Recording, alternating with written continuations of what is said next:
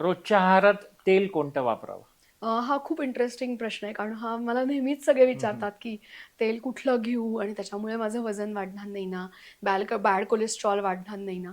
तर मी असं नेहमी सांगते, की कुठलं घेण्यापेक्षा तुम्ही ते तेल किती प्रमाणात वापरताय. हम्म. म्हणजे मी अगदी ऑलिव्ह ऑइल वापरलं किंवा मी अगदी राईस ब्रॅनचं तेल तांदळाच्या कुंडाचं, पण मी रोज तळलेले पदार्थ खातीये किंवा हम्म. मी नॉनव्हेज बनवताना त्याला भरपूर मॅरिनेशनमध्ये मी खूप ऑइल वापरते. मी माझे जे काही भाज्या बनवते त्याच्यात मसाल्यांमध्ये माझं तेल असतं, तर त्याचा काही उपयोग नाही. सो तेल हे कंप्लीटली वाईट आहे का? नाही. पण ते कुठलं वापरण्यापेक्षा मी ते किती वापरते हम्म. आहारामध्ये. तर असं काही एका व्यक्तीला 15 ml असं आम्ही सांगितलं तरी आपल्याला घरासाठी आपण हम्म. मागवतो. हम्म. घरासाठी कुकिंग केलं जातं.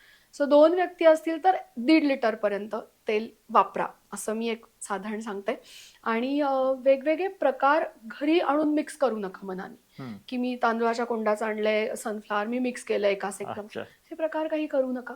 रिफाइंड ऑइल सांगतो आम्ही घ्यायला. टाइप दर महिन्याला बदला. म्हणजे कधी हम्म. सूर्यफुलाचं, कधी शेंगदाणा, कधी सोयाबीन.